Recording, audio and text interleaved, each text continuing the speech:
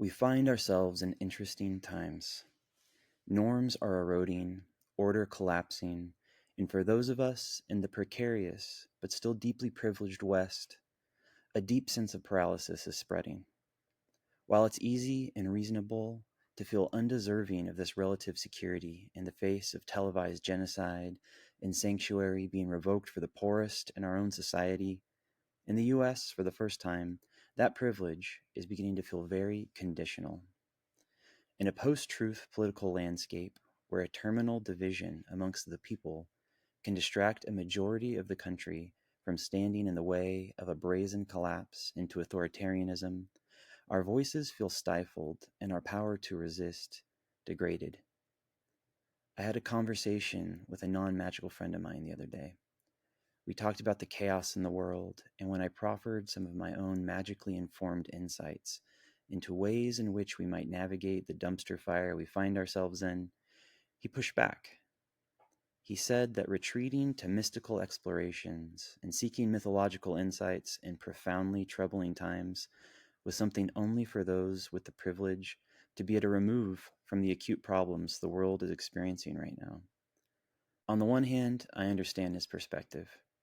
In essence, it's an argument against spiritual bypassing, or using spiritual beliefs as a distraction from the suffering of others, or to avoid accepting responsibility for any role our actions, or lack thereof, might play in this suffering. Putting self-care before solidarity comes to mind, ignoring the unhoused person on the street on your way to yoga class, wealthy tech CEOs seeking enlightenment on ayahuasca retreats in the Amazon, rather than reckoning with the role of their own consumption and the effect of their industry on the world around them. It's worth asking myself if spending the time and resources that I do, studying, practicing, and sharing about magic and mysticism, is appropriate in light of what's going on in the world. My friend's final point was that people without this privilege, people working multiple jobs for minuscule wages, people fighting to survive, that these people didn't have the time to think about the mysteries of life.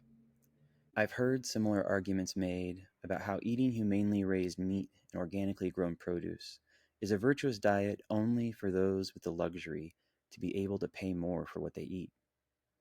These are important questions to ask and ideologies to interrogate. However, my perspective on the importance of spirituality, which I see as encompassing magical pursuits, and whether or not it is a luxury or a vital part of the human experience, is very different. When I look at the world today, the only place that I see spirituality largely abandoned is actually the West, and in the most educated and affluent communities. Here you find, largely drawn along political lines, a clear delineation between a generally anti-religious left, rejecting the tyranny of religious ideology in favor of a paranoid technocratic malaise, and a right for whom religion has degraded to a place as simultaneously heralded and meaningless as a beloved sports team, with a closer relationship to Reaganomics and gun rights than any actual cosmology or mystical gnosis. Some like to cite the overinflated mandate that the religious right has on American politics today as evidence of a deep religious strain foundational to this country. If that is true, I believe it is actually the less affluent and working class fighting for this relatively fringe agenda, and that their constituency is being weaponized for decidedly non-spiritual ends. At a key moment in the interview I'll be sharing with you shortly, Austin Fuller mentions a harrowing account of the people in Gaza risking their lives to erect tents to properly conduct their prayers amongst the rubble of their community, and all amid the threat of sudden bombardment. This is obviously not an act of privilege, but rather evidence of the deep importance of spirituality to the human condition. Outside of the booming Western economies that have fostered both philosophical and fundamental materialism in pursuit of capitalist supremacy, and for those not thriving within them, tradition, community, and spirituality have largely remained foundational, vital, and sacred. For those, like my friend, who have spent their whole lives indoctrinated to see this foundational human need to explore and access spirituality as trivial and superstitious, what happens when the foundations of this worldview crumble? when the consensus that God is dead and we're all living through the end of history, coasting to the realization that liberal democracy will soon be the dictate of the planet, gives way to an unthinkable resurgence of nationalism and authoritarianism and war and uncertainty. In light of these interesting times, it's not surprising to see Westerners flocking back to organized religion in droves. That said, for many of those spiritual but not religious seekers stranded in the desert of eclecticism, where can this foundational human hunger for spiritual exploration and community be fed? After years of thinking that the only path for building a community around the fringe pursuits of witchcraft, folk magic, or the occult were relegated to the grace of the internet, two friends in vastly different parts of the country have boldly presented a proof of concept for big tent approaches to in real life magical communities that are fostering an inspirational alternative to more dogmatic and mainstream spiritual destinations. Austin Fuller started Occulture Tampa as a home for witches, occultists, and seekers, hosted at a beloved taxidermy and oddity shop in the vibrant Ybor District in Tampa, Florida. Chaise Levy is a founding member of Animist West County, seeking to build a community around the multifaceted concept of animism in the North Bay area of California. I wanted to bring Austin and Chaise together for a conversation about the importance of building in real life magical communities during these interesting times we're living through. They share their inspirations, describe the challenges of starting and maintaining these groups, and talk about the biggest surprises and rewards along the way. On a similar note, in the spirit of hoping to foster more magical community, after a year and a half of producing Radical LFAM, I'm starting a Patreon. Follow the link in the episode description for an extra hour of conversation with Austin and Chaise, and join what I'm calling the Coven of Wider Inclusion, my own big tent approach to magical community, ripe for exploration, experimentation, and co-creation. If you appreciate the work we're doing on Radical LFAM and want to see it not only continue, but grow and develop, we would deeply appreciate your patronage. Along the way, we hope to not only foster a deeper connection with our audience, but rather to thin the veil between the project's creation and consumption. Come for the show you love and stay for the bonus episodes, audio essays, experimental group rituals, horror movie nights, and more.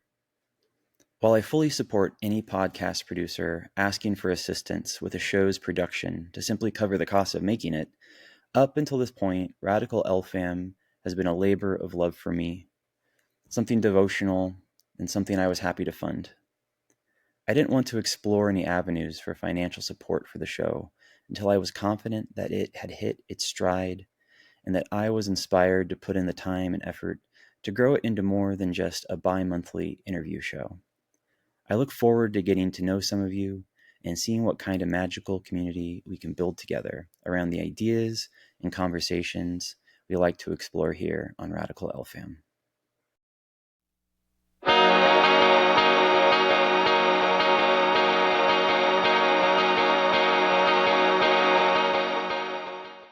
Austin Fuller and Chaise Levy, welcome back to Radical LFAM. It is a pleasure to have you here. Thank you for having me.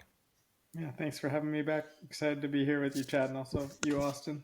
Yeah, Chaise, we haven't met before, so it's really nice to get to see you in the flesh.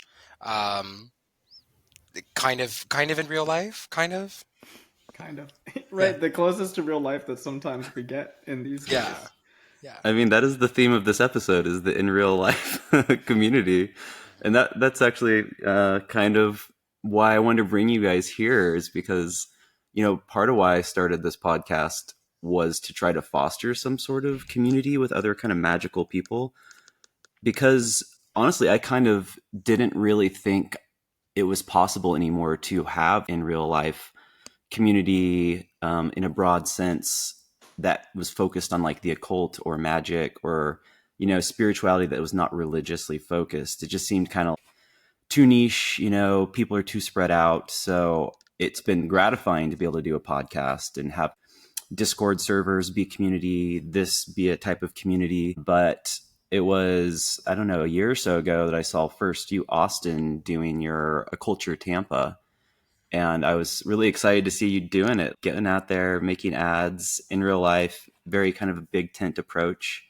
Then a few months ago, I was lucky enough to get to hang out with Chaise and his group, which is Animist West County in Sebastopol, which is kind of a different approach, less occult based, but still magical in my mind. And yeah, I just wanted to bring you both on to pick your brains as somebody who would kind of like to do something like this myself at some point and just explore what it's been like, the highs, the lows. So yeah, I guess just to kick things off, for both of you, and you can kind of just jump in as you will, what was the original inspiration and motivation to do in real life kind of magic focused community? Well, it's something that I think for our crew, so I'm one of four, and my wife Kiara is one of the other central pillars, and then our friends Russell and Helen. And for us, it really has always been a dream of my wife and I since we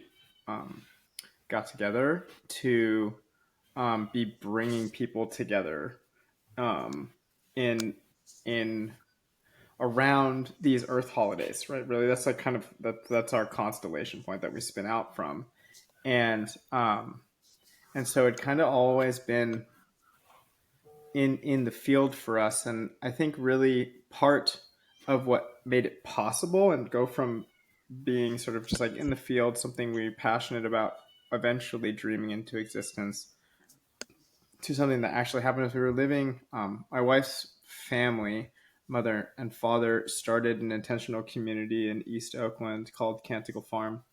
That is inspired by the work of St. Francis, and then also Joanna Macy's work that reconnects and actively trying to live across different socioeconomic, racial, spiritual difference in an unraveling world, and like being a kind of laboratory for that.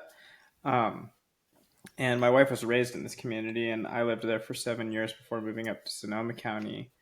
And for me, one of the central factors ended up being like, how do we do spiritual practice together in a community where you have old school radical Catholics, Buddhists, and indigenous community members, people from the Black Church, and agnostics and atheists, and how does everyone bring their experience of the passion for justice through this kind of life, spiritual life, into a melting pot like that, and really the approach that I saw come online was like, everybody shows up with what's theirs to give and makes the offering, and no one has to come that doesn't want to come, right?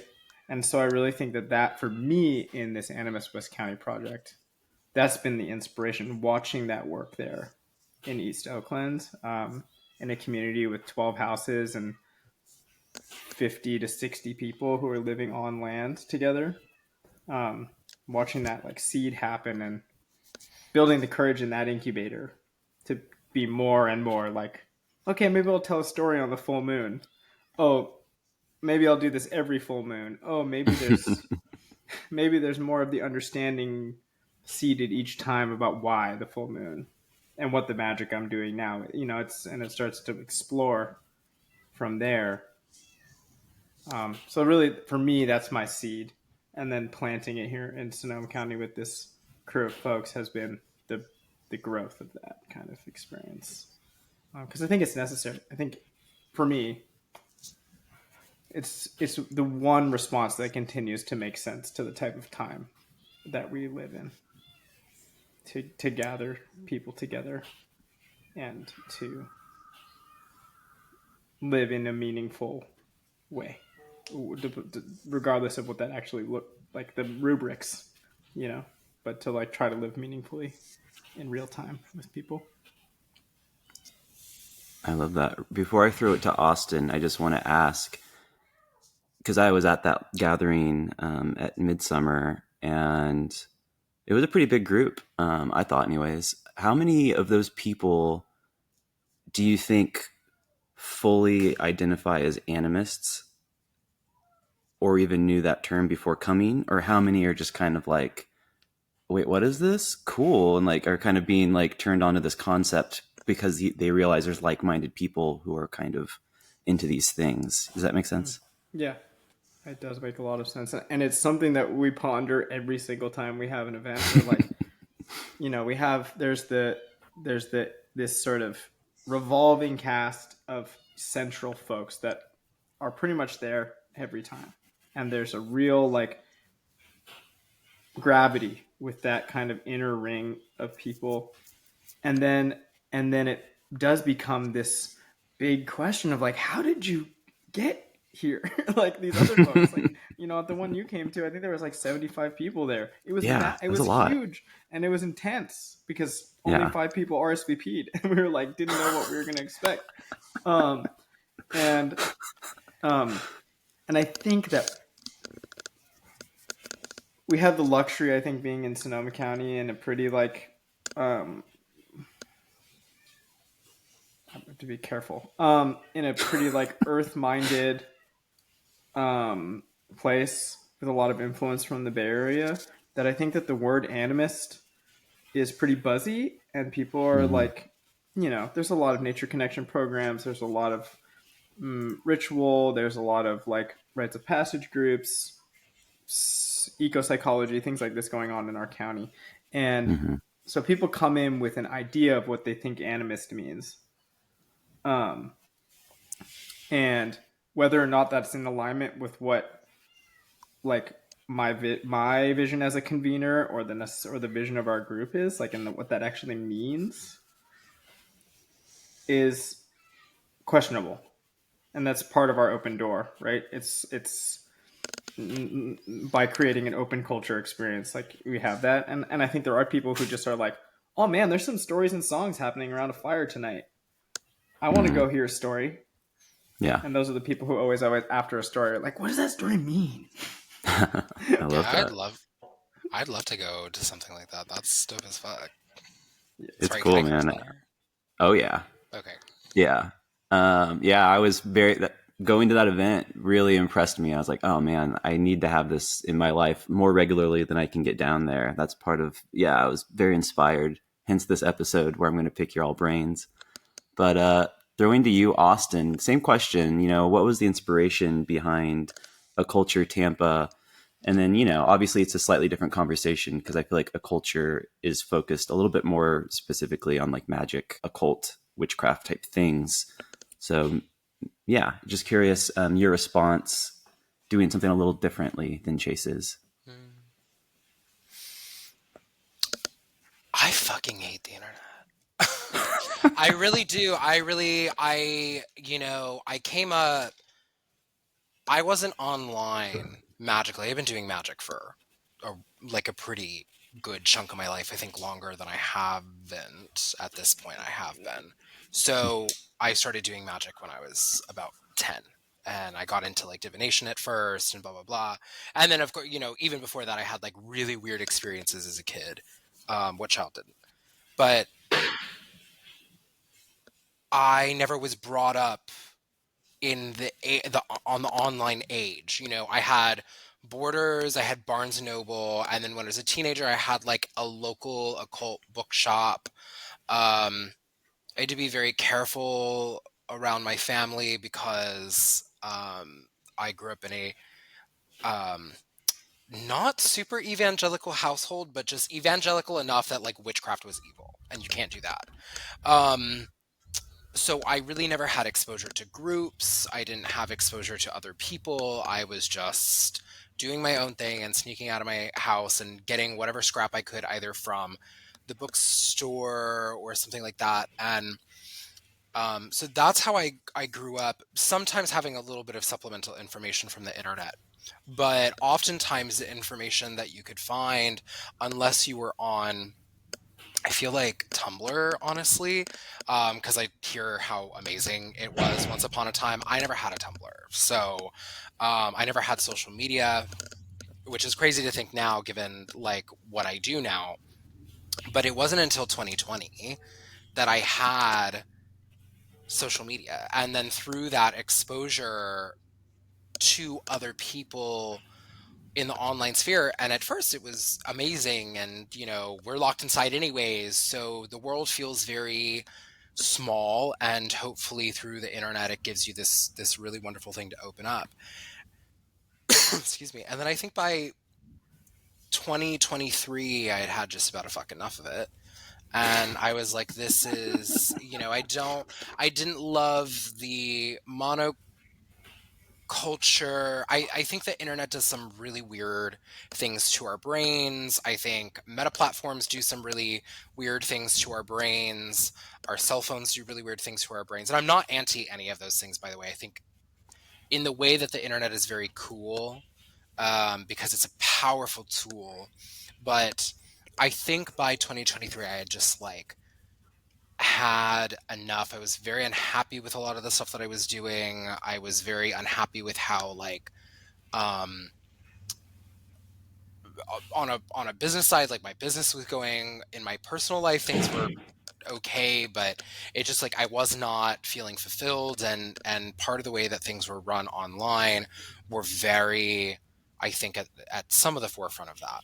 And so by 24, I was very lucky to like I had a place already that I knew. Like, shout out to Liz and Daniel at Dysfunctional Grace. They're really lovely people. We have in Tampa, if you've never been, we have a small historic district called Ybor City, which is um, very Cuban, lots of cigar factories and things like that. It was really built primarily, like I believe, in the mid to late 1800s, and so there's a big Cuban influence in that particular area of Ybor, and it's over time, it's went through a lot of changes, and to the point now where for quite a while it's kind of like seen as like the party district. So after about like 6 o'clock, um, it's a lot of bars and a lot of restaurants and a lot of nightclubs, including a lot of gay bars and things like that. So um, I had already had this standing relationship with this shop called Dysfunctional Grace. They're really lovely people. They've been around for about 15 years, I think about 12 years in the Ybor area. And it's an oddity shop. They don't specifically focus on occultism, but and they're really lovely people, and they do actually care about the community of Ybor and Tampa specifically, because Tampa, for the most part, is actually just run by small businesses, and we've been seeing this like big uptick since 2019 in a lot of like the real estate trying to like push people out and then bring in a bunch of like corporate money and stuff like that. So it's really not a good thing. And I should also say I don't live in Ybor or Tampa. That's where I say I live. Online, but that's the biggest city that's near me. I live about an hour north of Tampa. So it's not just really quite like a hop, down, or a walk, down to my local oddity shop. But I had this place and I had this idea, and they were very kind and gracious and still are, and they're always down to like hang out for the 2 hours after the shop closes and hang out. I I don't think that I could run. Maybe I could. I don't know. Um, but I all I know is that I was very very tired of the online sphere. It wasn't fulfilling. And the thing with Ybor is it's really weird. It's like a really weird little like a mini city of sin, which I love. It's got like just it's very haunted.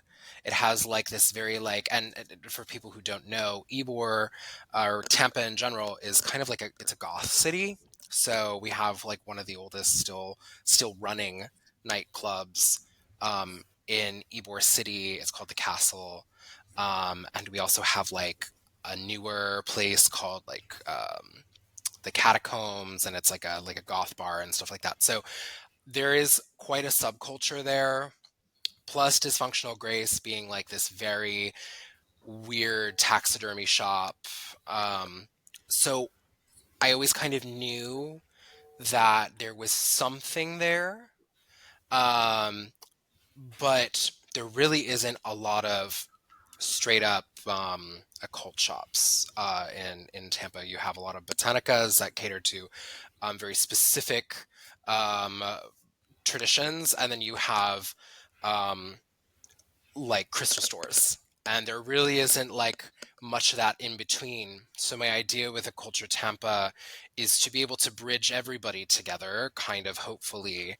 I don't think that I would be able to be as like in your face um, punk rock about it as we kind of are if it weren't for Ybor.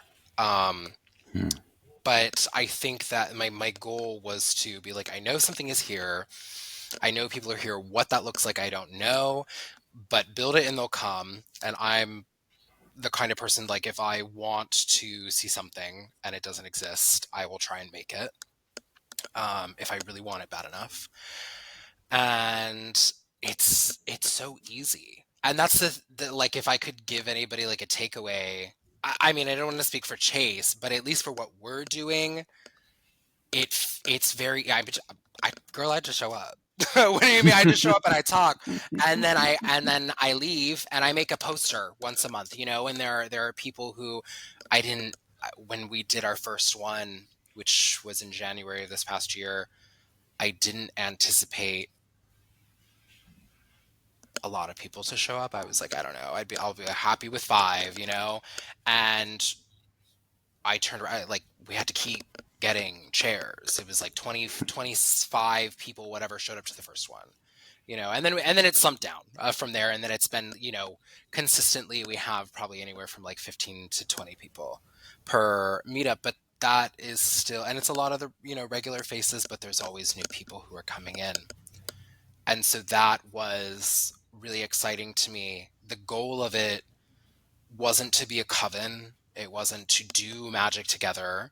It wasn't to be a class. That's something that I like to say at the beginning. Like, I'm not here to teach you. I actually try very hard not to impose too much myself on these people because you didn't consent to that. But I just want to have a conversation. Like, what are your experiences? What's going on? What do you think? And then we can all go out for drinks after. And yeah, and that's what we do.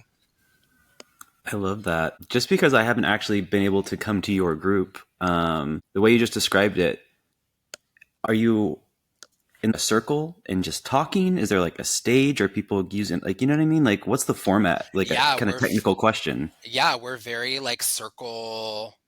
It's kind of a weird circle because it's in like a very old, it was a bar that's like been converted into the storefront. So we're in this, like, it kind of is more like an oval, and then maybe some people who have to like go outside of that. But yeah, it's definitely more like a circle. I try to, this is like a weird thing to like make that distinction of, but when I'm there, I try not to, there's couches because there are, it is like a reading area that we do it in, or like to actually read books, not like tarot cards. Although I do that there too. But I try not to sit on the couch. I try to sit in the chairs that we bring in from the outside, the, you know, just the metal folding chairs, because I try to eliminate as much as I can. I'm still the somebody who steers the conversation. So there's always going to be that weird, like, a little bit of sense of leadership that I have to the group, but I try to eliminate as much of that as possible. Does that make sense? Yeah, totally. That's fascinating. Yeah, I'm kind of curious. You both touched on it a little bit. And it seems like maybe a very important element to making this work in an era where online, I think, does take a lot of attention away from in real life type groups, is this approach that is big tent in its own way. Because I could imagine, Austin, you wanting to have a traditional witchcraft group specifically, or something like that. And, you know, you, Chaise, wanting to do like, you know, Northern magic, like, as a thing, and that being like, let's build a group around your deepest passion, as opposed to building a group around like a bigger tent where that has a home, but it allows more people to be a part of it. Yeah, I'm just curious how much that was like really preconceived. How much is that just a no-brainer once you started figuring it out? Yeah, I don't know. For either of you. Yeah, I think for us, it's been pretty an ongoing conversation. I mean, having a group of 4 to start something, right, brought in a lot of that complexity from day one, because we had to find the place where 4 people's visions could coincide enough that we could do something together. And it was really clear that like my wife and I trying to start it by ourselves was not going to work. And there was just not the energy. The spark didn't happen. And it was hooking up with Helen and Russell that really like jumped it alive. And it's been a tension, because there's these, I think for us, a part of the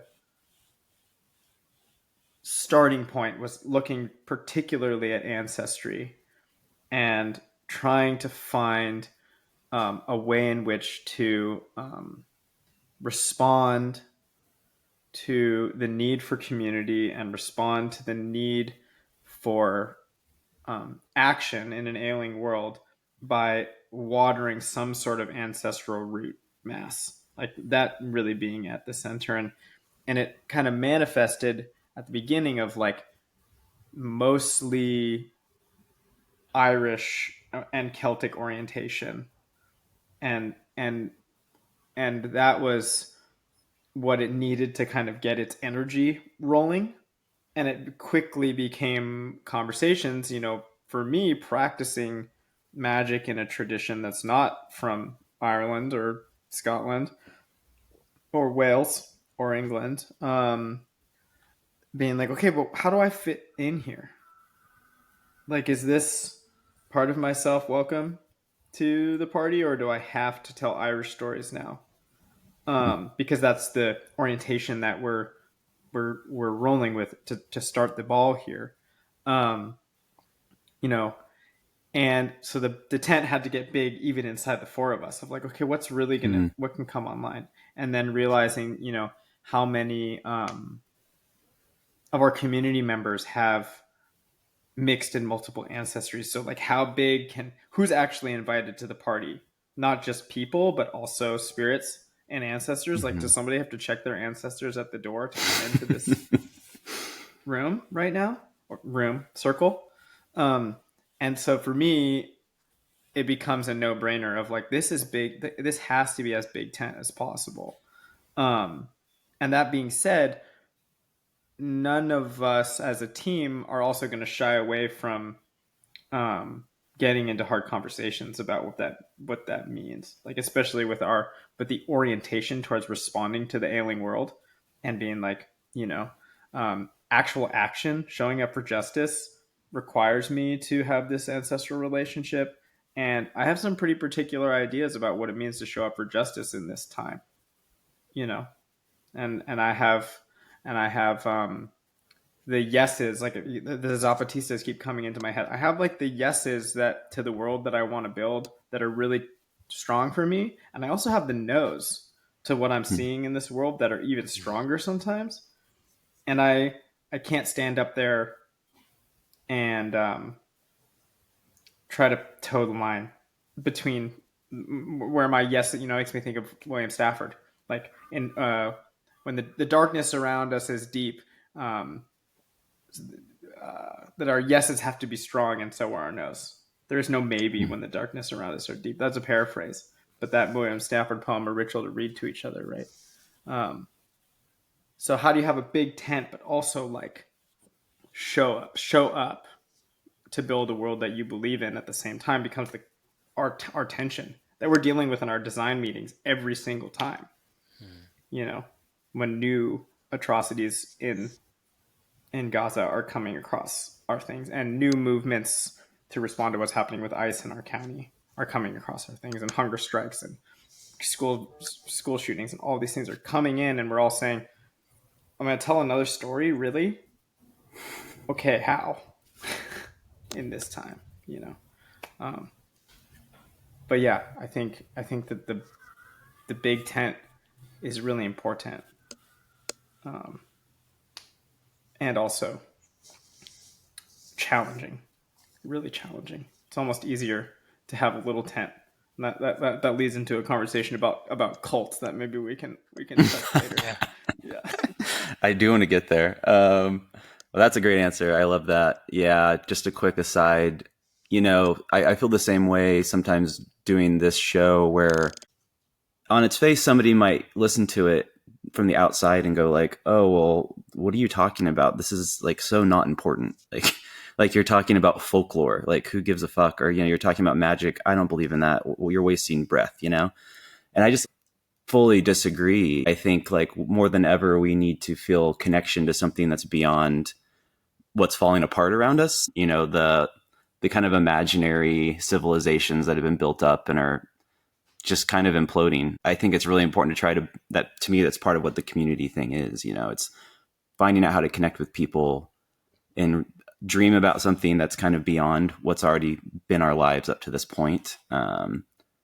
So yeah, I think what you guys are doing is very cool, and very special in light of how fucked up everything is, to make room for sharing and generating something really positive that requires no capitalistic output. You know what I mean? That is hopefully a blueprint for the future, I think, and people caring about things like that, like folklore and mythology and magic, hopefully is a blueprint for how we can get beyond what we've been in this weird rut that's now kind of, whatever's happening to it. I'm not entirely sure, but shit's going down.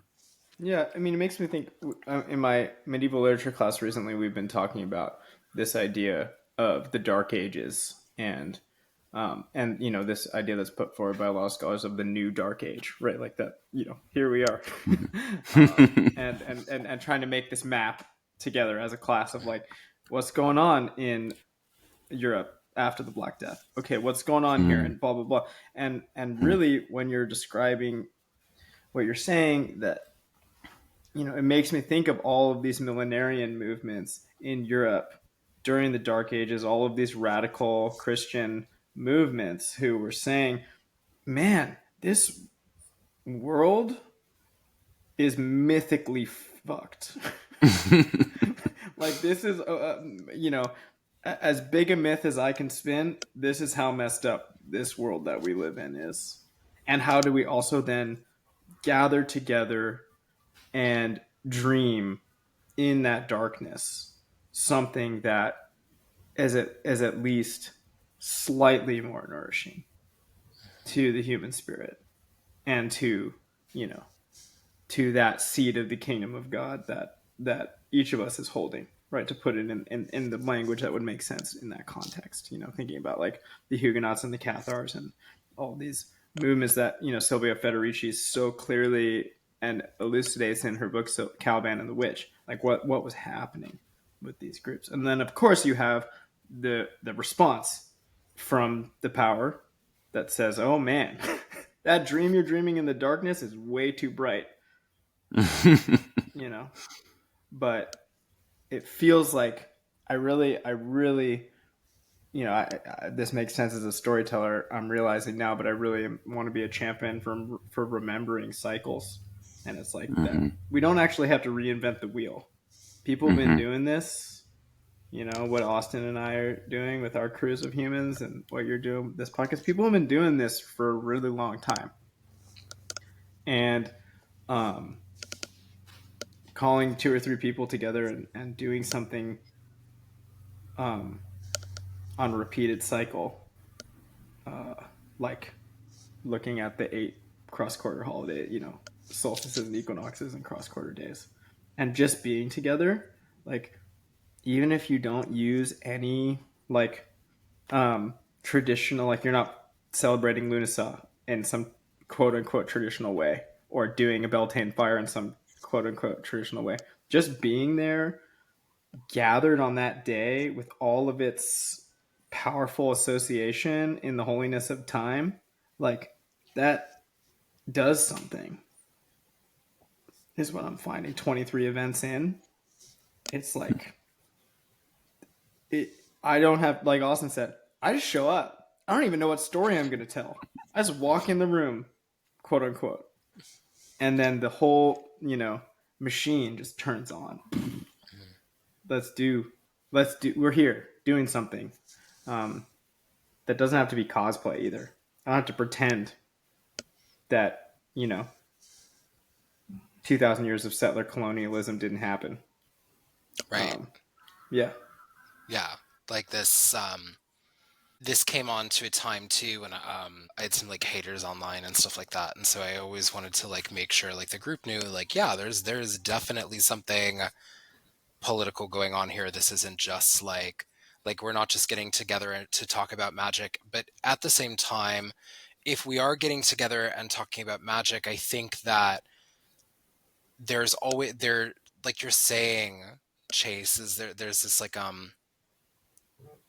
women in Palestine right now are literally putting up tents to pray.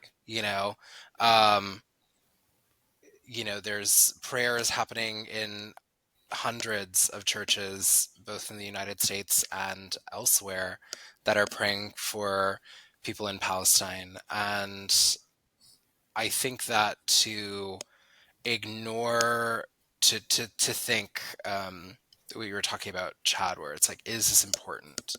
What do other people, there's such there's such a like a Eurocentric Western post Enlightenment, like frankly white supremacist attitude to like, we saw through the early 2010s and things like that, like the thoughts and prayers, or the anti-thoughts and prayers movement, where you have like a lot of people saying like that does nothing.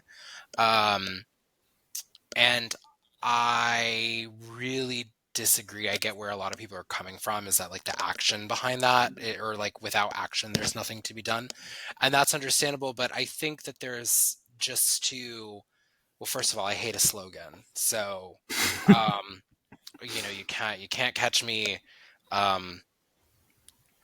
saying anti-thoughts and prayers or whatever. But I think that through that there's been a big attitude that doesn't do anything. And it's like, I think that the women who are still taking the time out of rubble to set up a tent so that people can pray, I think that is very impactful, and we shouldn't ignore that or say that does nothing for people, right?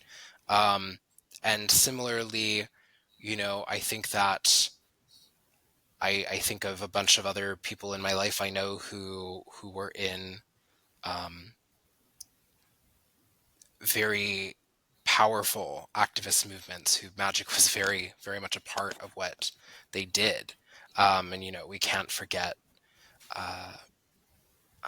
Project Cone of Power or things like that. And I think that, yeah, magic definitely has a place, prayer has a place, and so I think that that's very important. But in terms of the question that you asked, where it's like, I never set out to have like a traditional witchcraft coven. It is funny, I did have some people recently from Occulture Tampa come over to my house and to do like a thing for Salome on the beheading of John's feast day. So there were people there from that. But in a way that's very, we're almost like becoming a little bit more as friends, as opposed to like, I see you at the meetups and things like that. And it's not that I don't think that I'm not friendly there. It's the fact that I truly try not to impose too much of my own. I mean, you're always going to get my opinion and my bias either way, but I try not to do that thing where it's like, I'm right and you're wrong. I actually prefer when we do kind of have these arguments in our group, or these ideas that are conflicting with each other.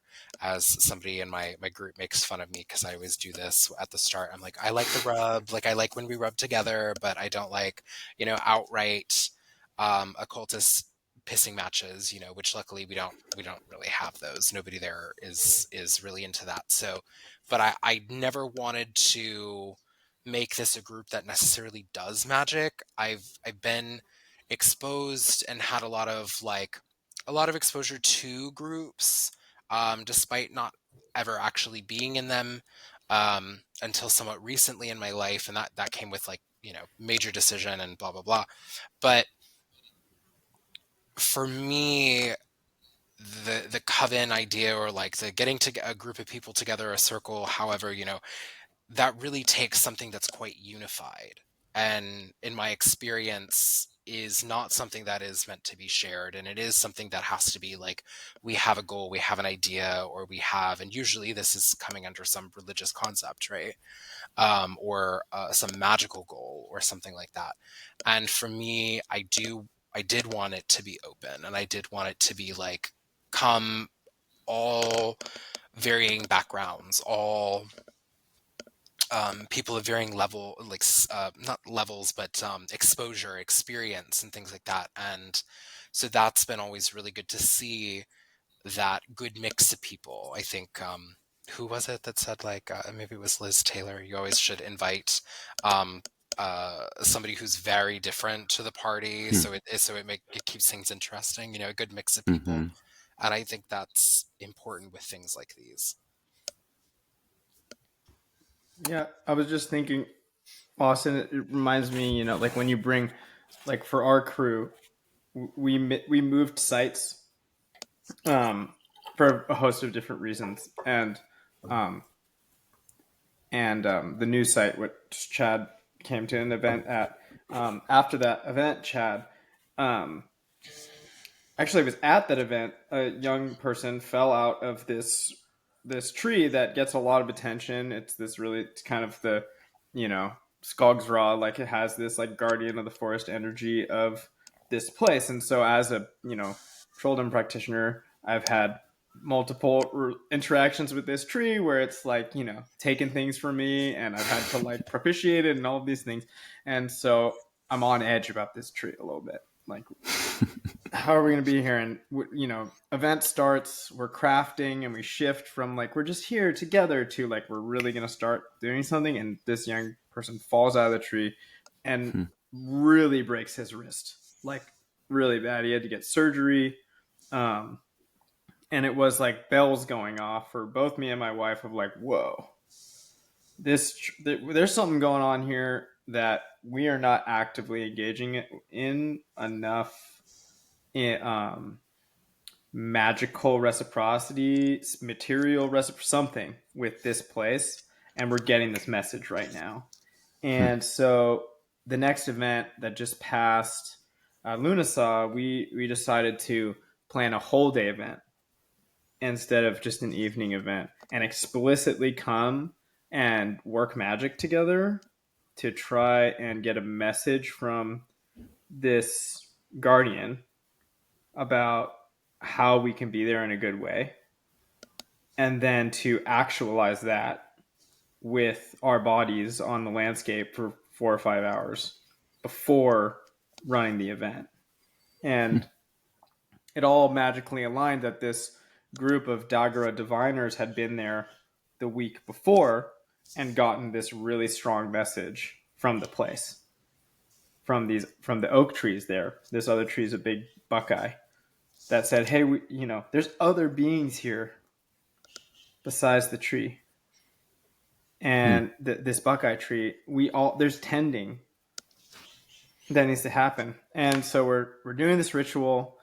We send people out to listen, and we're doing this ritual, and my son starts climbing in the tree, and we're kind of like, you know, and he ate it so hard out of this tree. He didn't break anything, thank goodness, but he ate it so hard out of the tree. He's 5. He's a skater, so he was like totally fine. But it was like, whoa, here we go again, right? And the tree was so clearly like, yo, people need to give me some space. Like, you can be here, but give me some space, you know? But it was this like experience for me as a practitioner of magic, that suddenly it went from I'm not really here to work magic to like there's an actual need in the field that requires a magical working of some kind. Let me invite the people in. We're going to do it, you know? And I think that, you know, as time goes by, those things pop up more.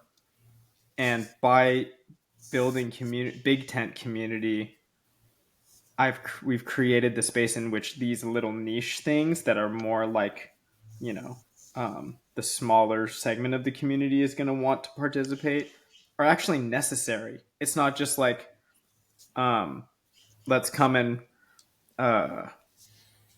act this thing out. It's like, no, actually, if we're going to be here, we're going to be animists. We actually have to do this, and we got to do it the right way. So come and let's figure that out together.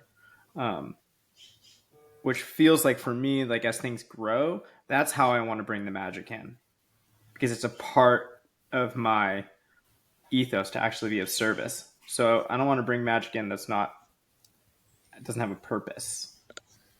You know, I don't want to get up there and do my song and dance and be like, we're gonna, you know, whatever, we're gonna summon a rainstorm because that's what we're gonna do. It's like, no, like that's what we need to do. That's what we're gonna do together. But if it's not needed, then let's enjoy together and just be here and be in the magic of community. Yeah, That's a pretty ideal example to mention, just because it's so funny. That's another thing I would be worried about. If I started a group on animism, let's say, if I took the same focus as you, I would be a little worried that it would become a lecture where I talk about what animism is, and people ask questions, and we like go back into like our non-animist worldview afterwards. You know what I mean? So I love hearing that for you all, the kind of natural progression has been, oh, this tree being is communicating with us and making shit known. Well, the whole point of fucking animism is to engage with it and to find the right relation that we're not currently exhibiting.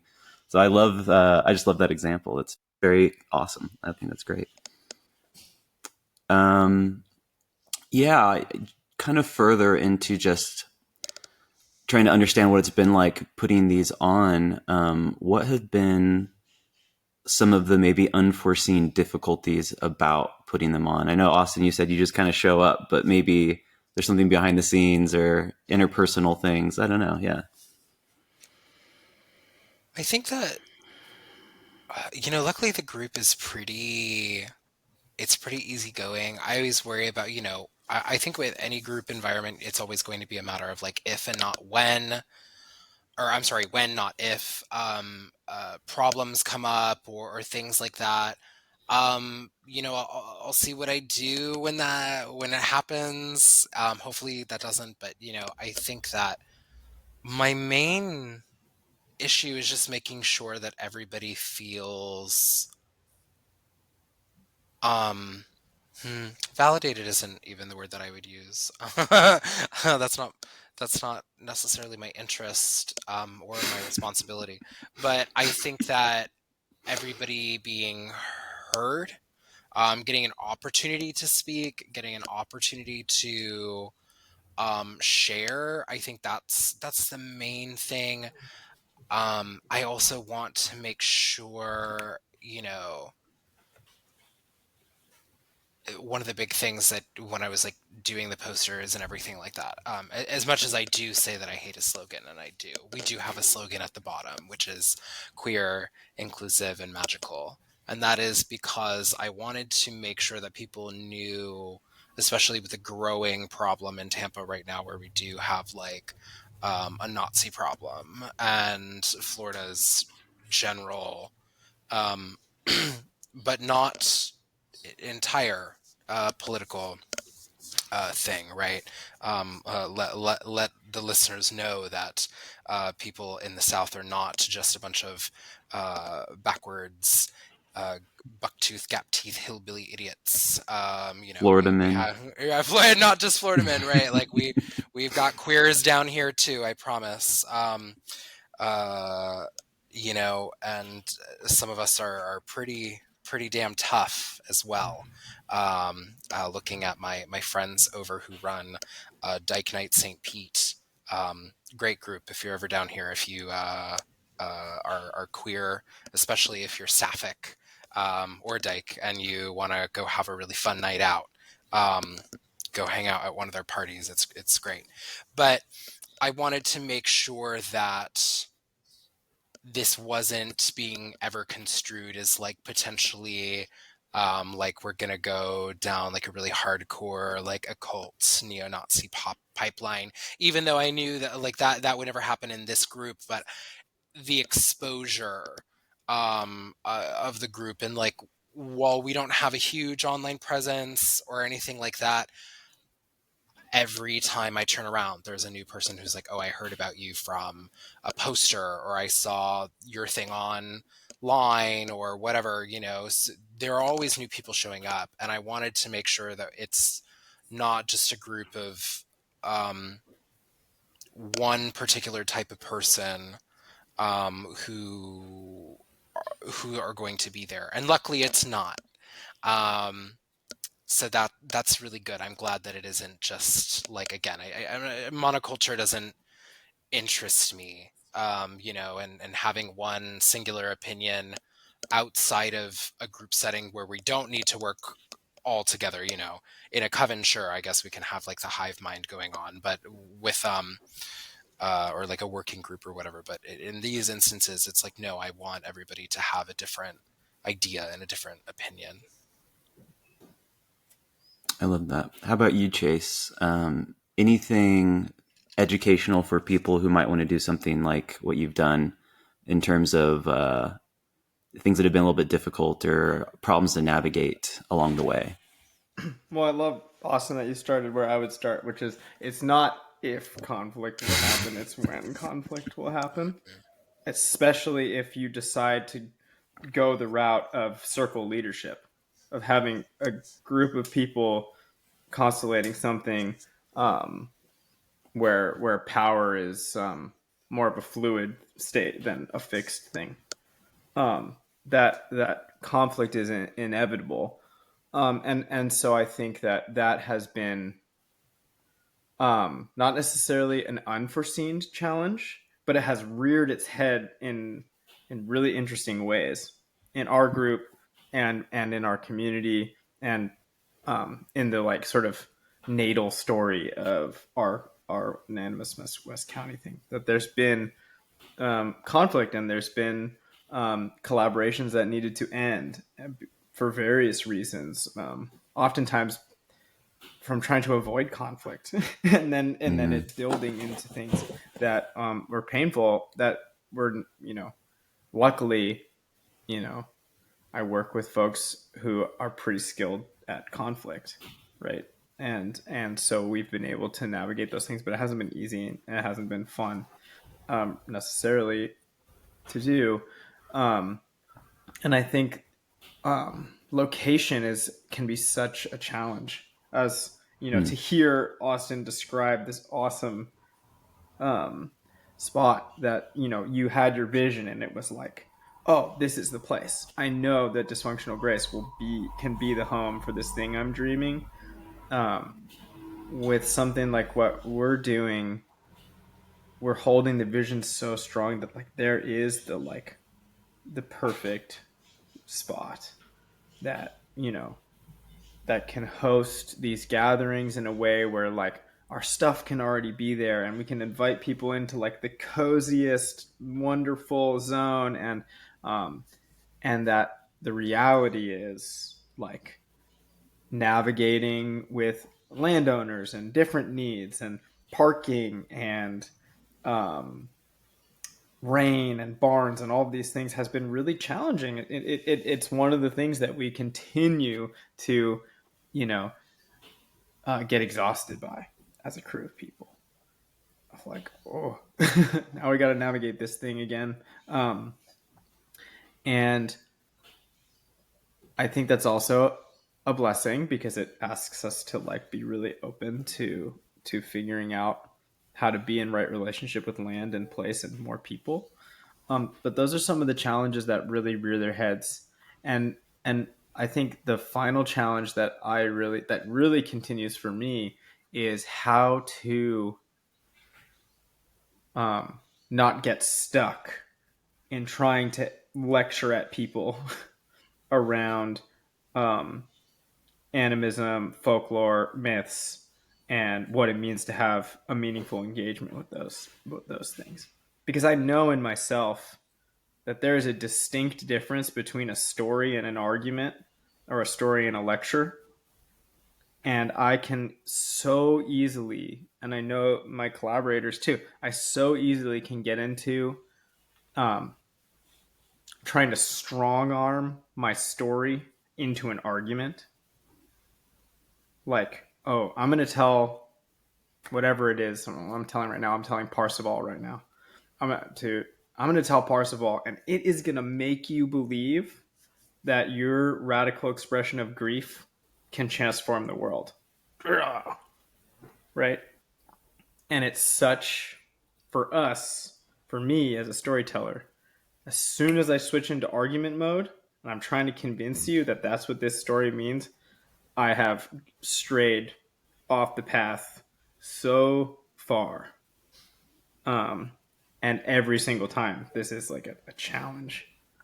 If you want to have this approach to getting people into the mind of the imagination without putting a bunch of walls around them, and saying like, this is what these stories mean. This is it. This is all this can mean, which is an approach. I mean, it's in the field. So those are the things that come up really strongly every time for us. Yeah. I love that. Yeah, I think kind of to wrap up this main portion of the show, that was the difficulties, that was the struggles. What's been the biggest pleasant surprises, maybe even beyond what you expected or were hoping to get out of it? Something, something special and positive from doing these kind of in-person events for either of you.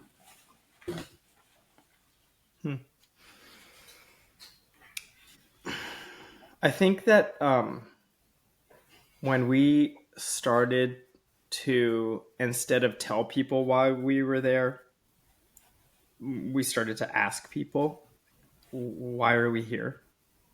And why do we keep doing this? And we started to get back the types of responses you only dream about when you start something.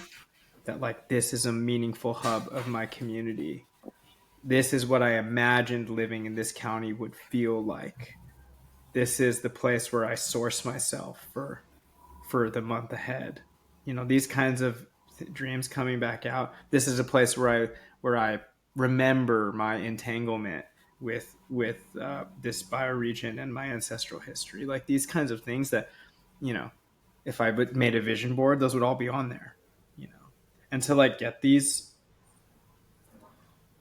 images back from the community has been so affirming and life-giving to, I think, our whole team, and especially me, because I can get into my little like moody, maybe I'm Morrissey when I feel this way, like my moody like, oh, another gig, another story. Oh, I must wring out my sorrow in front of all of these people kind of vibe, like, and then you show up and you have these reflections, and then to feel to run into people out in the world and have them be like, wow, that story you told like 6 months ago, it's like I'm dreaming about it. It's haunting me.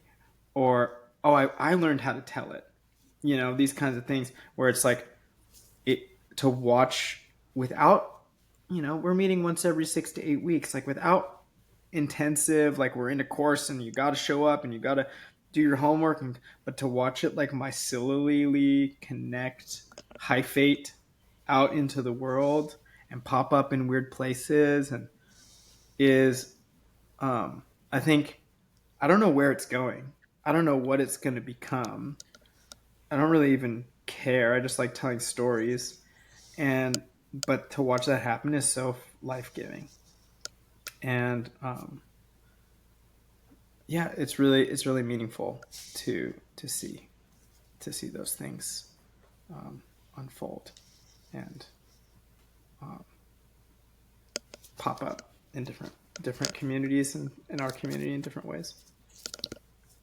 How about you, Austin? Because I'm still like a little stuck on, something that Chase, you were talking about earlier. It's like with conflict and things like that. I think that I'll defer to my tata Jesse Hathaway Diaz when he says often that community is you don't join community, you create it. And I think with Occulture Tampa specifically, very also like you're saying, Chase, like I don't have an idea of where we're going or what we're doing. I mean, I think it would like if it's not fulfilling anymore, then might as well just end it. I mean, there's no stakes. There's no stakes in the game. I'm not putting money up front. Nobody's putting money into the we just show up, and that's really cool.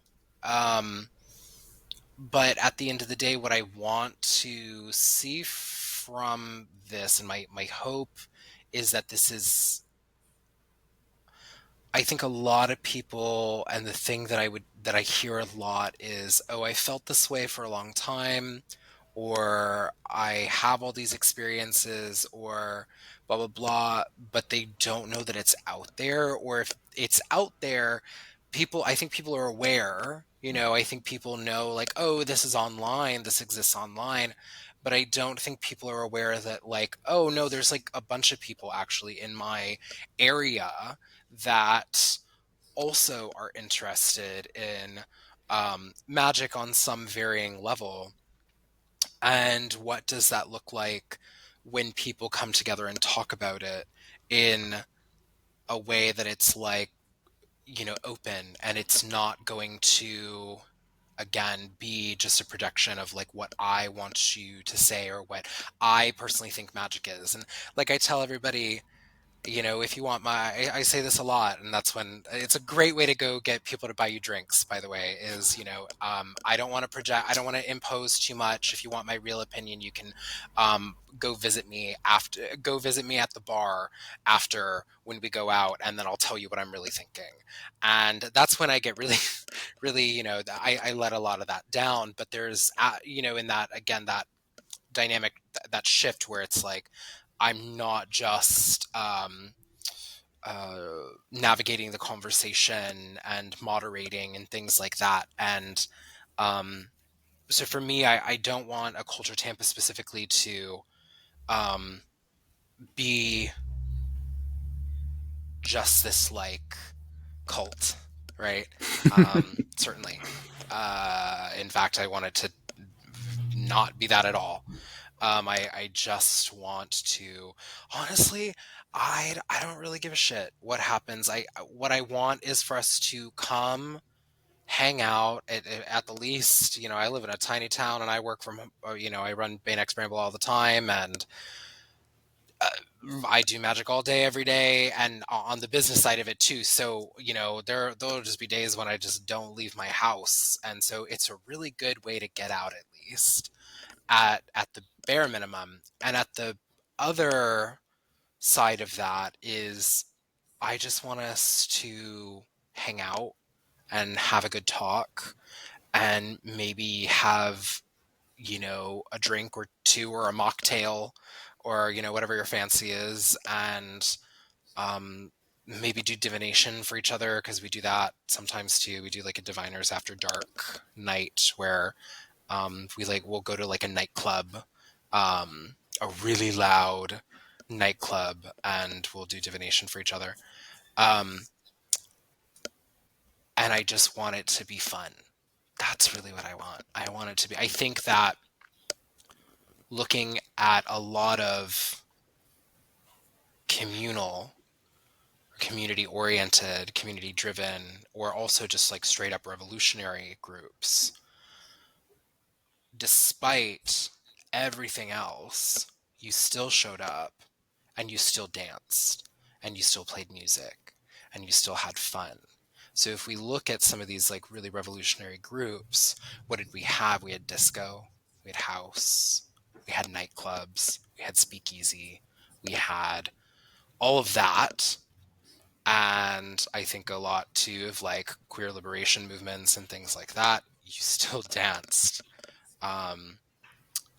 If you don't have that, you will burn out so fast. And if you're not having fun, doesn't have to be actual dancing, but dancing is always encouraged. If you're not doing that, you will get so upset at how everything is turning out, and you will burn out, and there will be no joy. And I think the thing that one of the reasons that I really got very tired of the internet in that 2023 era that I'm talking about is that everybody, it felt like at the time, was condemning joy outside of the revolutionary, quote unquote, especially because what I find most of the internet revolutionary whatever is just resharing, which is wonderful, but I don't think that's necessarily the end all be all. But I think that like there was just the very big attitude to like that.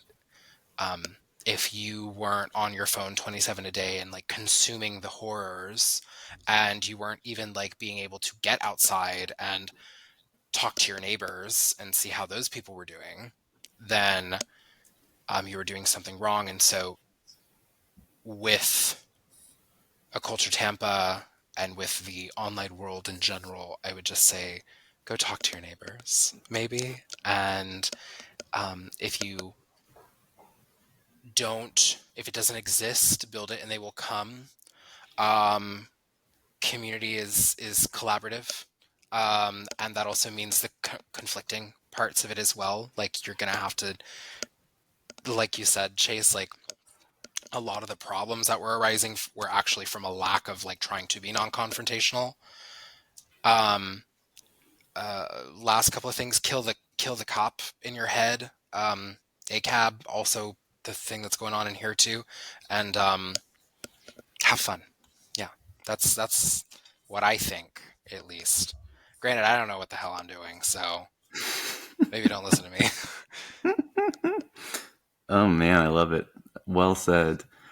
I have an interesting experimental Patreon segment I'm going to inflict upon you both. But before we do that, if you have any last words and or just some plugs, including these groups, but also you both have great podcasts and bigger projects and online stores. So yeah, take it away. Tell me all about you, because we don't know each other super well. I want to know all about you. Thanks, Austin. I will try. Well, I was thinking just first about, do you know this poet Jack Gilbert? He's an American poet, and he wrote this incredible I do, actually. poem. Yeah. And he said, this is just the end of it, and I'll send you guys the full poem. I think it's called A Brief for the Defense. But he says, to make injustice the only measure of our attention is to praise the devil, which I think is an interesting thing to say in this little group of people. It means something different than another place. But I'm just so with you, Austin, in that joy place, cultivating that praise of joy as a part of what we're doing, and so, and following it, because that's so alive for me. Trying to bring that joy in and give more time for the potluck and less time for the polemics. So that's what I'm going for in these next cycle of events that Animist West County is putting on. So as far as plugs, Animist West County, we run about 8 events a year here in Sonoma County, in Sebastopol, California. And right now that exists solely as a Substack newsletter. And we're really just sending out the invitations for the events with a little, the spice of some framing and beautiful posters made by yours truly, and things, and that's how that's living. And we're really, there's been dreams about writing things and putting them out and publishing and that, but really this trying to center, I think, the seed of being together. So we have an event coming up. I know this is I think gorgeous. I think I found that the Art of Manquenda, I think, is that person's name. Isn't that really an incredible? Yeah, but your posters are great. Yeah, there's so many I want to go. Please come. I'll come to Florida if you come out here. Yeah, let's go. So that is coming up. We are preparing to do our fall event, fall equinox, on September 20th.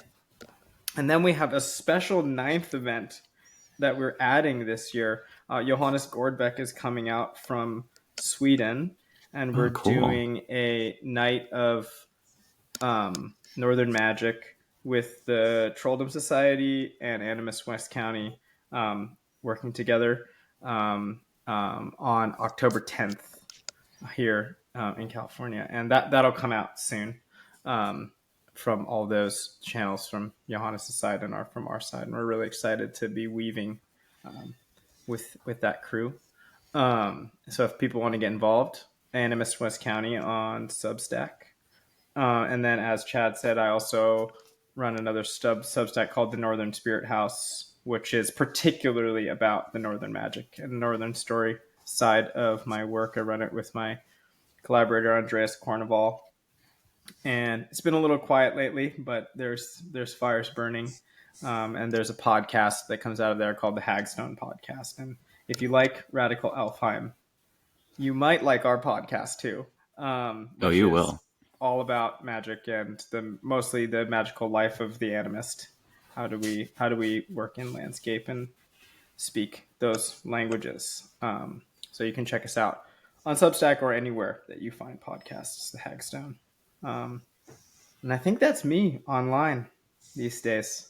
Or you could catch me at the skate park with my 5-year-old. If you ever need someone to watch fail doing kickflips, hit me up at the Sebastopol skate park. I'll see you there. Oh, amen. How about you, Austin? Where am I lately? I mostly exist on. I really only exist on Instagram. I have a website, banexprimal.com. I primarily am a supplier of magical oils, formulas. It's been a while since I've done any limited specific witchcraft releases. I had a big relaunch of my business this past year where I kind of standardized a lot of what I was doing and things like that. And while that is still the case, I have a very large blog that probably has a lot of typos on it. And because whatever flows through me is clearly divine word, and why would I edit the word of God? Is what I'll say to for people who are like, wow, you're really intelligible when you write. It's actually a little crazy. But thank God for Grammarly. I have a blog. I have a shop. I do divination for people. I do a lot of other things too, but primarily that is my work. And I would love to chat with more people. I also have obviously the Occulture Tampa group, and I also run a podcast with my co-host Marshall called Southern Bramble, where we talk about a lot of different magical subjects. And we'll have to have both of you on at some point. I would really like to talk to both of you about what you all are cooking up, especially all that delicious looking wine and or mead in the background. It's all wine, baby. Yeah, that's my actual job, is making wine. So yeah, if you ever need wine for some sort of Sabbath wine or something, let me know. I can supply the wine and you can juice it up. Thank you. You should definitely, everyone should drink Chad's wine. Chaise has actually had it IRL in real life. IRL mind. It is amazing. I've hunted thanks, for man. it across California, in LA, in Sonoma County, in Oakland, hunting for Chad's wine. So get your booty in the car. Yeah. Yeah. So y'all, I have a fun little Patreon segment. This is the first time I'm doing this, so it's totally an experiment. We'll see how it goes. So the idea is kind of 13 questions, kind of like thought experiments, kind of like unanswerable questions, but seeking unthought about answers. Questions, some of them will be just to like get to know you a little bit more. But yeah, we'll see how this goes. And, you can be off the cuff or you could go really deep with it. It's totally up to you. And I think I'm just going to ask Chaise first. And then when you're done, we'll go to Austin. And we can talk about stuff or we can just move on to the next question and feel it out. Sounds great. So, starting with you, Chaise, first question.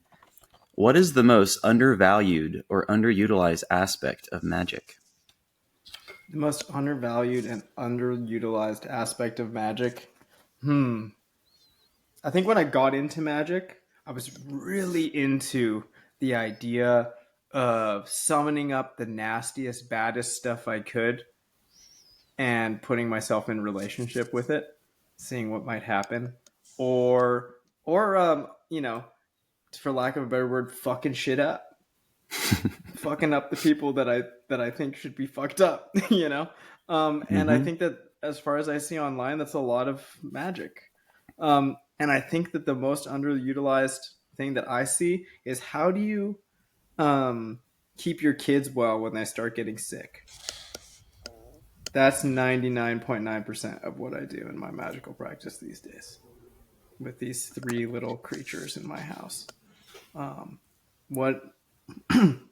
Yeah, for me, wellness, like the real wellness of the body and the wellness of the heart and the mind, I think are really underutilized. I like that. Just before I move it over to you, Austin, sorry. It's something that I find interesting within particularly kind of the like witchcrafty community, especially traditional witchcraft. Sometimes when you talk about things like healing, it's not edgy enough for certain people. They only want to talk about, like you're describing, more summoning badass spirits and stuff like that. But it's like healing is kind of one of the most important things we could ever do on any capacity, whether it's like a cold or something like much bigger. So yeah, it's one of those things that with time, once you learn magic's real by fucking around and finding out, then you start to realize the implications are like, oh, well, I need to use this for something foundationally important, not just experiential or, interesting. So I think that's a pretty awesome answer, honestly. I think for me, the most underutilized aspect of it, I think doing it is something that I find a lot of people are very trepidatious about. Is they want everything to be very perfect and look a very particular type of way. And I think again, that's part of, the camera, like the and even worse the sharing of those images. At one point we were just sharing it amongst people who were interested. If you were lucky enough to have like a Sabbath or Sabbath group photo or whatever, and now it's I have a bunch of like ask me at some point about what the quincunx of candles phenomenon is. My friend and I have like noticed it, but it's just really interesting. Anyways, doing the thing I think is very important. But also, yeah, like you're saying, Chaise, I think that there is this hard on for like getting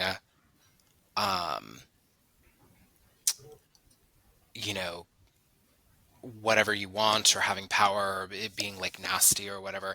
And I think there's a time and place for all of that. I love calling Lucifer, Astaroth, and Beelzebub just as much as the next homosexual. But I think that also like what you're saying is it's like can you help a family member? Can you help somebody in your community and things like that? That's very important to me as well. I love that. Yeah. Yeah, I think some of the most useful magic I've done in the past year was helping people find lost shit. Like very fundamental results that like help somebody out, you know. I didn't get a lot of gnosis out of it, but it was like, oh yeah, like that made a difference for somebody that day. Yeah. Uh, I love it. What is the moral virtue of witchcraft? And if you don't agree, you still need to give an answer. I love that. It's one of those Um, questions. uh,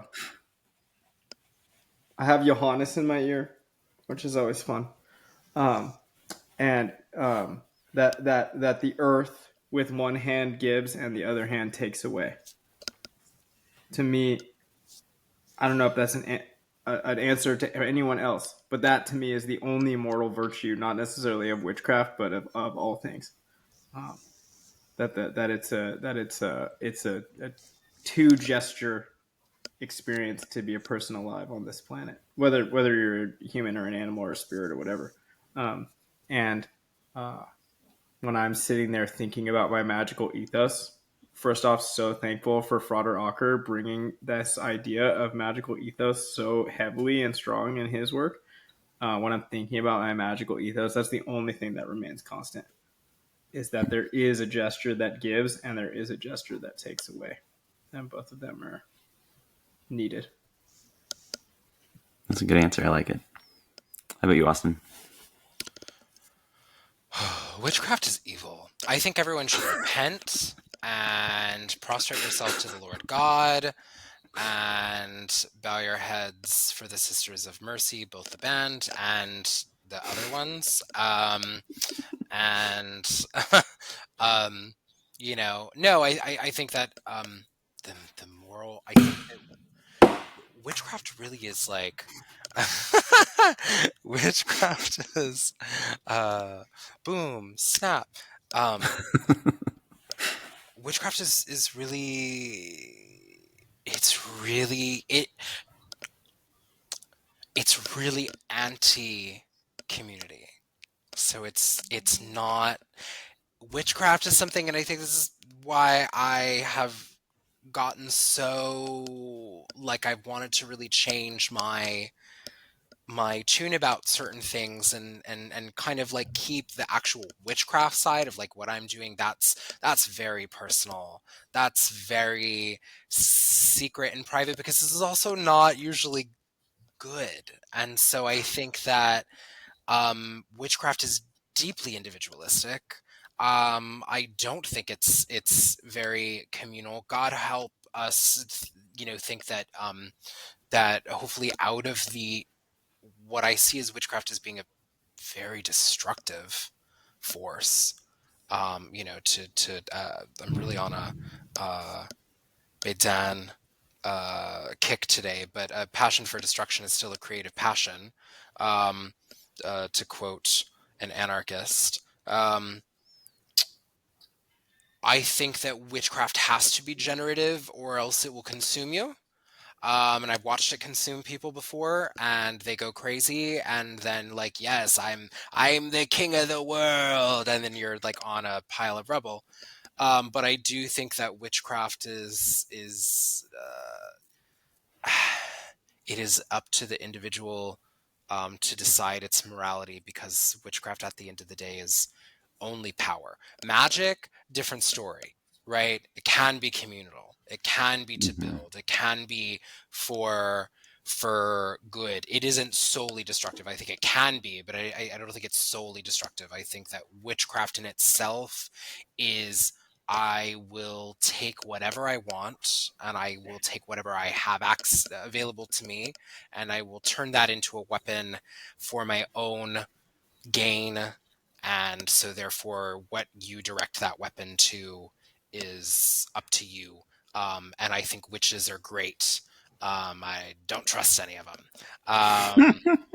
and myself included.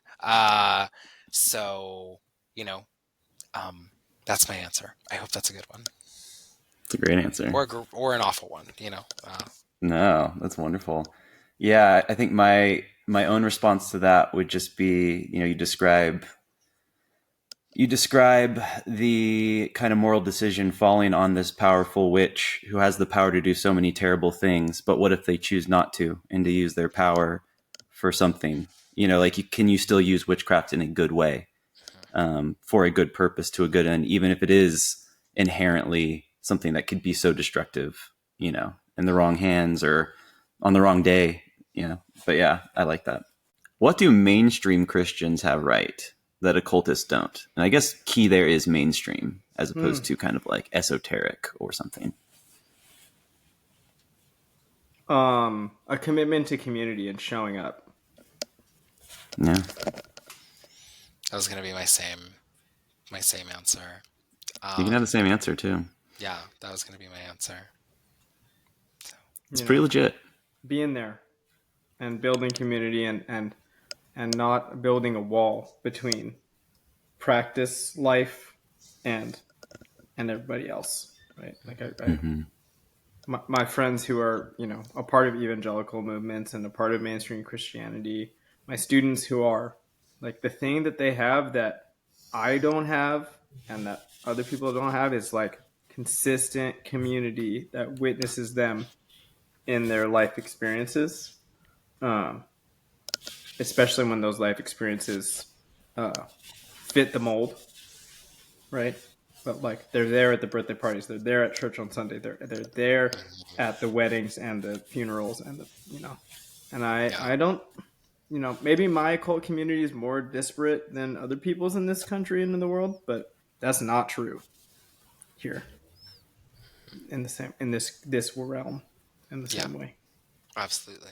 What magical rabbit hole tempts you the most that you haven't already gone down? Maybe because it's like, oh man, once I open that door, there may be no coming back. That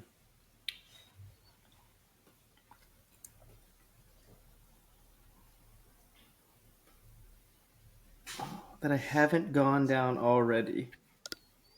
Maybe you've kind of like cursorily heard about it, or listened to one podcast about it or something, but you haven't like actually dove in. But you're kind of, something about you is giving you a tingle when you think about it. Mm-hmm. The ones that are coming up are like more active, like plant medicine realms, particularly like with Amanita muscaria, which like I've gone into the threshold chamber, which is like a significant amount over time for sure. But I like to like really dive in with that being and ingest them and become them and see what happens is something that continues to tempt me. And I think because of my fatherhood life, remains a flirtation more. Yeah. That one is the first thing that flies open. That's great. Before I ask you, Austin, what dosage of Amanita have you currently gotten to? Roughly. Like grams or whatever. Yeah. 25 grams. Yeah. So 30. A lot. Yeah. Because it's like exponential with Amanita. You have to like take so much. Yeah. Yeah. And that was like, during dieta. So that was like 14 days of really high dose engagement. Cool. That's awesome. Yeah. With a 6-month microdose protocol on either side of it. Wow. I love it. That's awesome. Yeah. Now I'm tempted. Austin, how about you? I got a lot. Hey, man. I'm so down. I think some this is kind of like an open call, so if anybody has any leads, but I'm really because of some other stuff I'm in as well, I'm very interested in some forms of like Moroccan or even just like broader like Islamicate witchcraft and sorceress traditions. There's basically like a very spiritist almost, in the way that it's performed, not classic cardicist, but just very like spiritist attitude almost to like approaching jinn and things like that, that's born out of Morocco or is in Morocco, prevalent in Morocco, even though it's all over. But I would love to, I'd love to fly to somewhere, whether that be Morocco or otherwise, and work, like train some jinn magic and sorcery and stuff like that beyond what's written in grimoires and things like that that are already there. But I'm more interested in either the blending of like indigenous tribes when Islam comes in, or even just straight up like just indigenous tribal approaches to sorcery and things like that from that part of the world, because it has a lot of influence in a lot of different things that I don't think people are aware of, and it's kind of like hidden. But yeah, that's my answer. So if anyone has any leads, go right ahead. But I don't know if I'll ever find it. I don't know if I'll actively ever pursue it outside of interest. But if I had more of a lead, I certainly would probably go explore that a lot further. That's awesome. I hope you do, and I want to hear all about it. That sounds rad. Yeah. Just so you know, I have kids. I have kids now. Okay, cool. So I might slide out for these final questions if that's cool. That is totally okay. Yeah, Chaise, thank you so much for taking the time, and it's been awesome getting to catch up and chat, man. It's been awesome. Thanks for having me on, Chad and Austin. It's so nice to get to know you. I hope we cross paths again. Yeah, I'll talk to you soon. All right. Bye, y'all. Hell yeah. Later, Chaise. Okay. Austin, thank you for sticking around. There's like 3 questions left. Okay, what do you think your non-magical friends and or family honestly think about your practice?